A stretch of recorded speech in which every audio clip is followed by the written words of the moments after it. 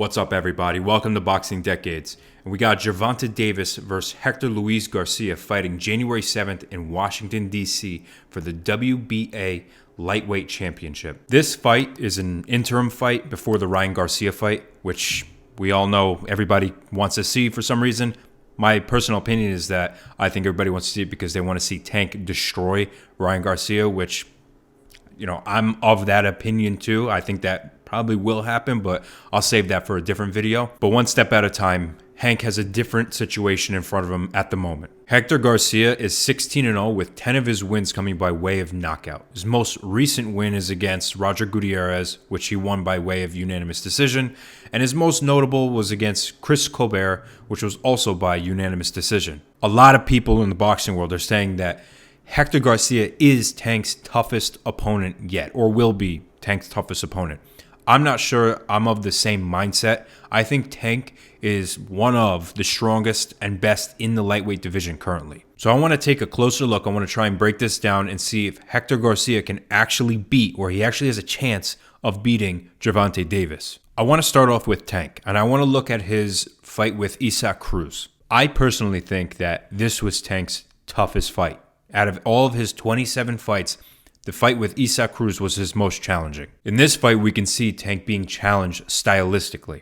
I think that's because out of all of the 27 opponents that Gervonta Davis has had, none of them had that bully style. The constant pressure and all the hard punches from Isaac Cruz, he brought the fight to Davis. Not to mention, Isaac Cruz developed a beautiful peekaboo style for this fight, and it did him wonders against Gervonta Davis because he was avoiding a lot of those power shots that Davis likes to throw. Gervonta Davis is usually the one who's used to doing the bullying in the ring. He's calculated, he's aggressive, he knows how to bring the fight to his opponent, he's great at countering.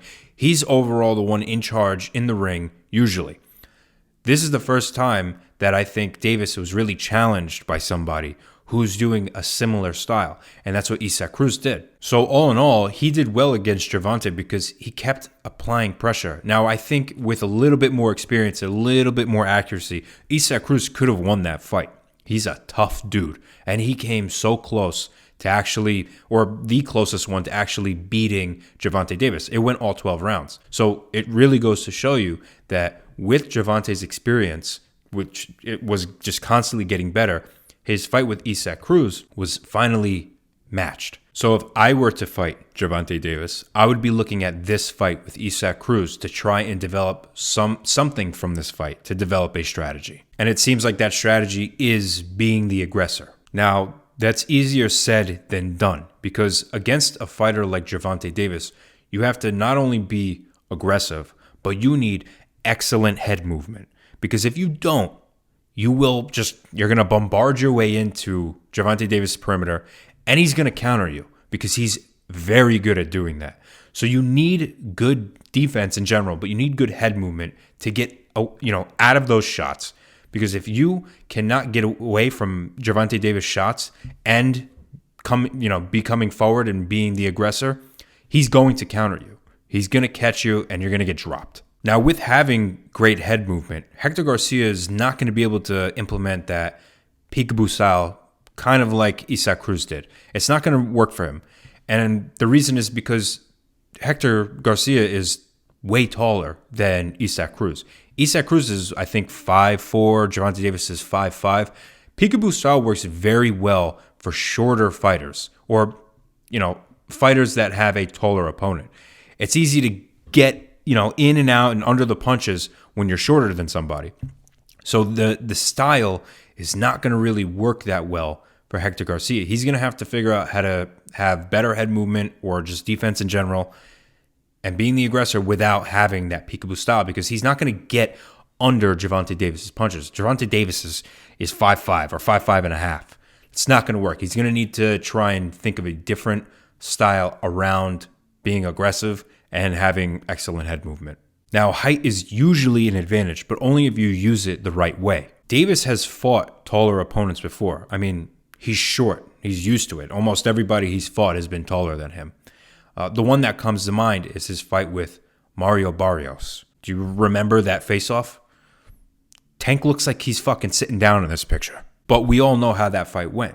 Tank took it to Barrios and he ended up winning by TKO in the 11th. Mario Barrios is 5 inches taller than Tank Davis.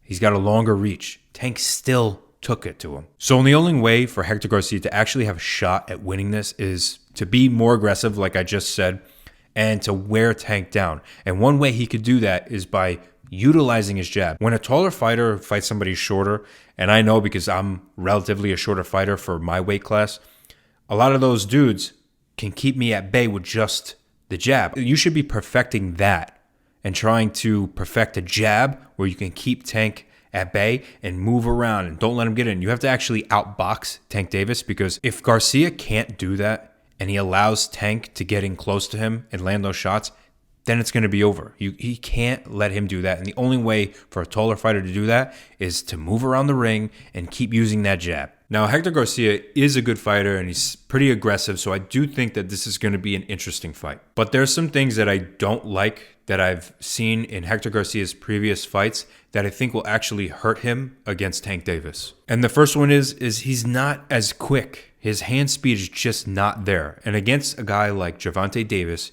you also need to be quick. You need to be powerful and you need to be quick. Seeing some of the footage from his previous fights, you can just see that Hector Garcia just doesn't have the speed. His shots almost seem slow. And for a lightweight fighter, that's definitely not good. Gervonta Davis has very quick hand speed, but he also can move. He has good head movement. He has good defense. His reaction time is it's fantastic. So if Hector Garcia cannot throw his punches or snap his punches a little quicker, he's going to have a hard time even hitting Gervonta Davis. And the second major thing that I don't like about Hector Garcia from watching his footage is he keeps his hands down. I'm of the traditional boxing strategy of keeping your fucking hands up and protecting your chin, because that is the most important thing you can do. You don't want to have a wide open chin. That's how you're going to get laid out. So I've never been about this flashy hands down style or lazy hands down style. I don't know which one it is. You can say whichever it is, but either way, it's not good in my book, especially against a fighter like Tank Davis who looks for those openings. You can't expect to fight Davis, try and come in, or if he is going to be aggressive, and come in with your hands down. Even if you're staying back, and like I said, if he tries to fight on the outside, if you have your hands down, it doesn't matter if you're fighting on the inside or on the outside, Tank will catch you. You have to keep your hands up. So looking at his fight against Chris Colbert, which is supposed to be his best performance, Garcia's hands are down for most of this fight. Now, he eats a lot of shots, which, I guess is a good testament to his chin, but that isn't always the case. And against a fighter like Tank Davis, you don't want to start testing how strong your chin is. We can see in this fight versus Isaac Avelar, Garcia gets knocked down from a right hook from Avelar. Again, Hector Garcia's hands are down, and this is against a guy who's not nearly as good as Tank. So if Hector Garcia wants to come into this fight with Gervonta Davis with his hands down, I'm saying goodnight right now. My personal opinion is that Hector Garcia is not ready for a fight with Gervonta Davis. I honestly think this fight is going to end in a knockout. Obviously, Tank being the victor. So that's my thoughts. Let me know what you guys think in the comments below. I'd love to hear what you guys think. If you enjoyed this video, please consider tapping the like button and subscribing to the channel. I'm making boxing videos every single week. And as always, thank you for watching.